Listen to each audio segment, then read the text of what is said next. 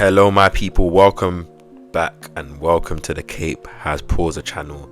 I am going to be reacting to the live news on, an hour before the game.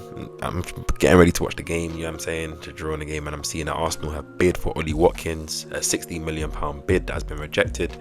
Many different sources have obviously confirmed that Arsenal have obviously agreed personal terms, or it won't be an issue, and that a second bid is incoming that was confirmed by Ollie Watkins. So I'm going to be reacting to this news, just my thoughts on just everything that's coming out now, and just give my initial thoughts. And if it is a deal that does develop to being a deal that Arsenal actually make, then I will profile a video on Ollie Watkins. If you're new, you're returning, or you haven't already, hit the subscribe button. I'm on the road to 1k subs. Smash that like button down below, it really helps the video, and comment down below just your thoughts, your initial reactions on just the news that Arsenal have bid 60 million for Aston Villa striker Ollie Watkins. It has been rejected.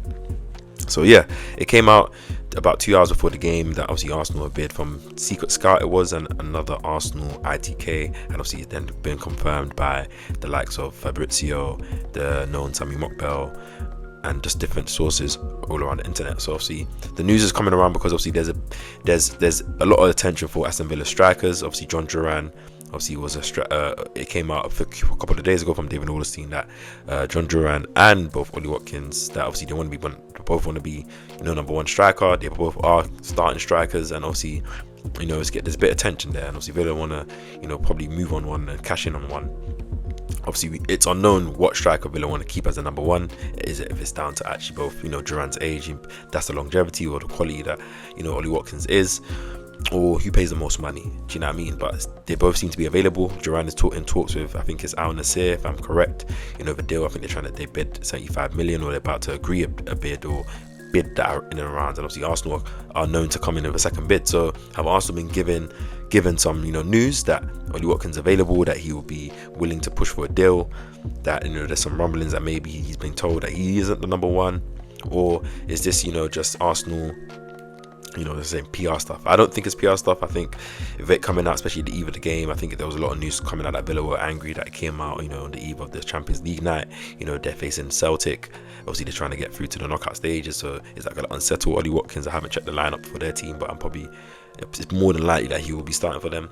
So has he given? There must have been an indication from his agents or something that he'd be willing to move, that there is a possibility that this move can happen, and so Arsenal put a bid in, and hopefully it doesn't surpass the the range of 65 million. Obviously 70 million probably might take, but I don't like the prices like that. I would love for it to be a 50 million, 55, 60 max, but he does offer us things that we need. He is 29 years of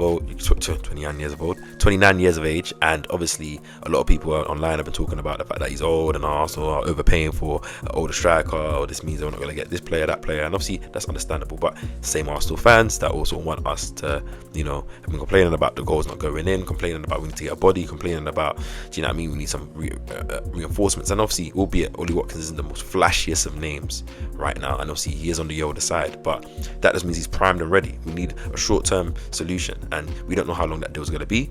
We already know that he's a boyhood Arsenal fan, gives us that transition threat running in and behind. He's very good at holding up the ball. I was very surprised, I think I've mentioned it in my review of the Villa game, that I was surprised at his ability to be so strong and hold up the ball against the likes of Gabriel and the likes of Saliba. Sorry, it wasn't that game. He likes Gabriel and Timber, which was interesting. And obviously his finishing ability, he did score against us. He he's a good finisher. He has that deadly shift and put it bottom bins. He is a good ball carrier as well. He does get a lot of assists. I think last season he had about 17 Premier League goals and 13 assists, which is good.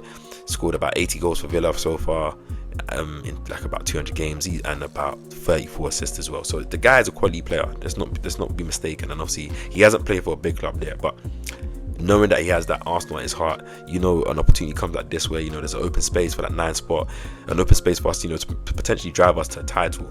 Look how his fortunes have changed from potentially helping England to win the Euros, which they didn't, to now playing for Arsenal halfway the season and maybe winning the league. I am very interested in seeing how this develops. I think Arsenal will launch a second bid. I'm interested to see what that price will be as well, and how that moves. Obviously, apparently the Saudi window closes on Friday, and they're also the team that bid for Duran Al Nassr are also going for Boniface. It was already thought that the deal was agreed, personal terms, but I've seen a lot of transfer like this with Saudi. They bid for one player, then they bid for another player, they agree terms with this player, agree terms with this player. Somehow, obviously, maybe I don't know how it works out. So we'll see what goes on there. It seems like a lot of chess moves being moved around. If Duran doesn't go to the Saudi club, more than likely it means Arsenal will probably be able to finish off the deal for Watkins, and obviously vice versa. If Arsenal don't get me for Watkins, let's see who we do move for. But it is nice to finally see Arsenal have bid for a player. I had to jump on and react on the eve of the game. So we've got a lot of news coming out. See Fabrizio saying his stuff there. Something what we're saying, Arsenal encouraged by the move.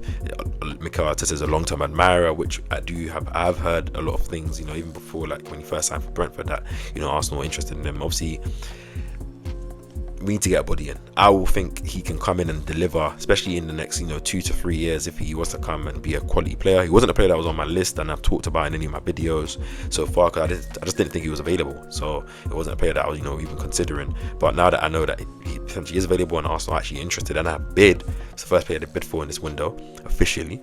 So let's see how this moves, innit? Like, I do think he can come in and give an impact, and can give, as I said, I need the player to come and relieve Havertz. He has more of that poacher's ability and finishing ability, which means he will take the chances that maybe Havertz doesn't take, and can relieve Havertz, give him some necessary rotation and rest, and refresh him, bring that to competition as well, bring the best out of him as well, which is what we need. And I'll be interested to see if he's the only signing Arsenal do make outside of the knee pan guy. If he does agree to come to Arsenal, if there's anyone else Arsenal will try and bring in, obviously depending on the price of Watkins. But either way, it's a very good deal. It's a very interesting deal as well.